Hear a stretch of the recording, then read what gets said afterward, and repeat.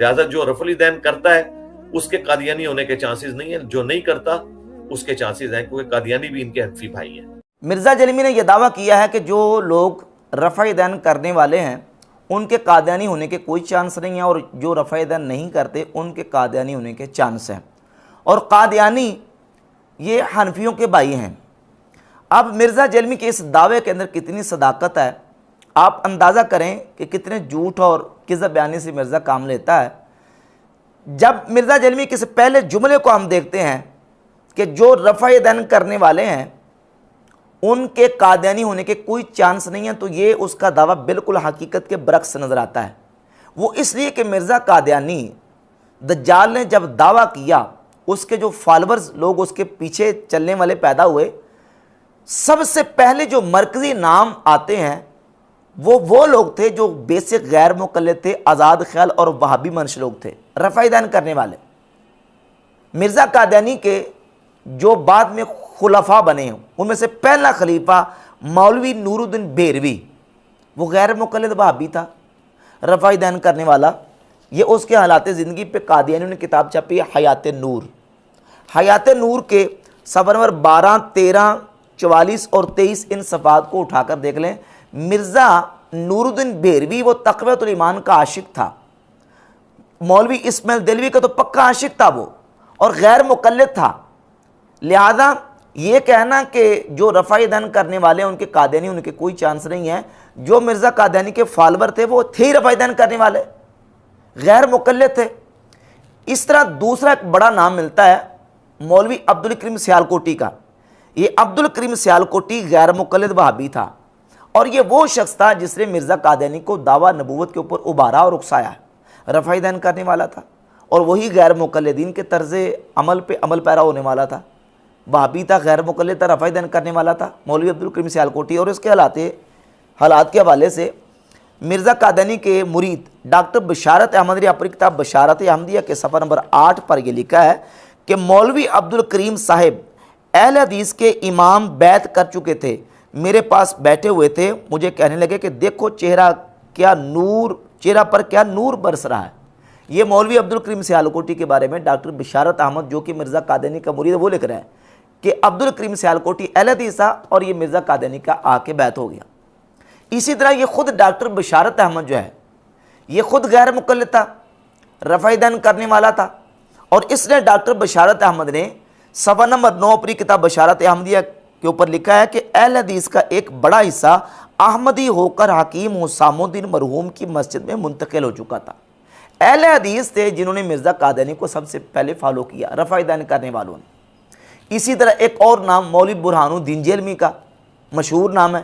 یہ مولوی برہان الدین جیلمی وہابی اہل حدیث جو اپنے آپ کہلاتے ہیں ان کی مسجد کا امام تھا، اور یہ اپنی مسجد کے نمازیوں سمیت جا کے مرزا قادیانی کا بیعت ہو گیا اور اس کے پیچھے لگ گیا۔ اور مرزا جیلمی کیا کہتا ہے کہ رفع دین کرنے والوں کا چانس نہیں ہے کہ وہ قادیانی ہو جائیں۔ بھئی جو قادیانی ہوئے ہیں وہ سب سے پہلے وہی لوگ ہوئے ہیں جو رفع دین کرنے والے تھے، غیر مقلد تھے۔ یہ مولوی برہان الدین جیلمی جو ہے یہ غیر مقلد وہابی مولوی تھا، اور یہ باقاعدہ اپنے نمازیوں سمیت جا کے مرزا قادیانی کا مرید ہو گیا۔ ڈاکٹر بشارت احمد، مولوی نور الدین بھیروی، اور ایک مشہور نام ہے مولوی احسن امروہی، غیر مقلد وہابی تھا، رفع دین کرنے والا تھا، اور یہ مرزا قادیانی کا جا کے مرید ہو گیا۔ تو مرزا جیلمی کا یہ دعویٰ کہ جو رفع دین کرنے والا ہے اس کے قادیانی ہونے کے کوئی چانس نہیں ہے، جھوٹا دعویٰ ہے۔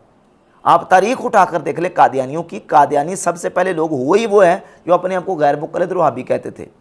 اور پھر یہ جوڑتا ہے مرزا قادیانی کو بار بار حنفیوں کے ساتھ، حنفیوں کو بلیک میل کرنے کے لیے کہ وہ تو تمہارا حنفی بھائی تھا، جبکہ وہ مرزا جیلمی کا وہابی بھائی تھا۔ اور میرے پاس کچھ قادیانی بھائی کچھ عرصہ پہلے آئے تھے، اور ظاہر ہے کہ میں یہود و نصارہ سے بدتر نہیں ان کو سمجھتا، بالکل کلیئر کٹ، میں اپنی ویڈیوز میں بھی کہتا ہوں، اس لیے کہ وہ قرآن کو مانتے ہیں، بخاری مسلم کو مانتے ہیں۔ وہ وہابی بھائی اس لیے کہ مرزا جیلمی کی جو توحید کا تصور اور کنسیپٹ ہے وہی تصور قادیانیوں کا ہے۔ وہ کہتے ہیں مشرک تو نہیں ہیں، وہ کسی دربار پہ نہیں جاتے، کسی جھنڈے کو سلام نہیں کرتے، کسی قبر کے آگے نہیں جھکتے۔ وہ کہتے ہیں یار یہ بریلوی دیوبندی تو ہیں مشرک، شیعہ بھی بہت شرک کرتے ہیں، اہل حدیث کچھ بہتر ہے۔ شرک اور توحید کے حوالے سے جو مرزا جیلمی دعویٰ کرتا ہے وہی دعویٰ قادیانیوں کا ہے۔ محمد بن عبد الوہاب نجدی جو فرقہ وہابیہ کا بانی اور پیشوا ہے، محمد بن عبد الوہاب نجدی کو مرزا قادیانی 12ویں صدی کا مجدد مانتا تھا۔ مرزا قادیانی بھی مجدد مانتا تھا اور مرزا جیلمی بھی محمد بن عبد الوہاب نجدی کو مجدد مانتا ہے۔ مرزا جیلمی نے اس کے اوپر پورا بیان دیا ہوا ہے۔ یہ کتاب دیکھیں اصل مصفہ قادیانیوں کی، اس کتاب کے صفحہ نمبر 165 پہلی جلد کے محمد بن عبد الوہاب نجدی کو 12ویں صدی کا مجدد ڈکلیئر کیا گیا ہے اور 13ویں صدی کے مجددین میں مولوی اسماعیل دہلوی کو شامل کیا گیا۔ تو یہ قادیانیوں کے ہاں وہی تصور تھا، توحید کا کنسپٹ تھا جو مرزا جیلمی کا ہے۔ اور اس کے علاوہ جہاں تک بات ہے مرزا قادیانی کے وہابی غیر مقلد ہونے کی اور وہابیوں کے ساتھ اس کے روابط اور تعلقات کی، اس حوالے سے پہلے ایک چیز سمجھ لیں۔ یہ کتاب ہے مولوی عبدالمجید سودروی کی سیرت ثنائی۔ اس کتاب کے صفحہ نمبر 452 پہ مولوی محمد حسین بٹالوی مدیر اشاعت السنہ رسالے کے جو ایڈیٹر تھے، یہ محمد حسین بٹالوی، ان کے حوالے سے لکھتا ہے کہ آپ کا وطن بٹالہ تھا مگر قیام زیادہ تر لاہور ہی میں رہا۔ پہلے باٹی گیٹ کی مسجد میں اقامت اختیار فرمائی، پھر چینیاں والی مسجد میں آ گئے۔ لاہور میں 8 تراویح کی ترویج آپ ہی سے ہوئی۔ اشاعت و سنہ کے ذریعے اہل حدیث کی بہت خدمت کی۔ لفظ وہابی آپ ہی کی کوشش سے سرکاری دفاتر اور کاغذات سے منسوخ ہوا اور جماعت کو اہل حدیث کے نام سے موسوم کیا گیا۔ یہ محمد حسین بٹالوی وہ ہیں جو چینیاں والی مسجد میں امام و خطیب تھے اور لاہور میں 8 تراویح کی اشاعت انہی نے کی۔ اور یہ چینیاں والی مسجد وہ ہے جہاں مرزا قادیانی جب لاہور آتا تھا نماز پڑھنے کے لیے وہیں جایا کرتا تھا۔ یہ کتاب ہے قادیانی مفتی محمد صادق کی ذکر حبیب۔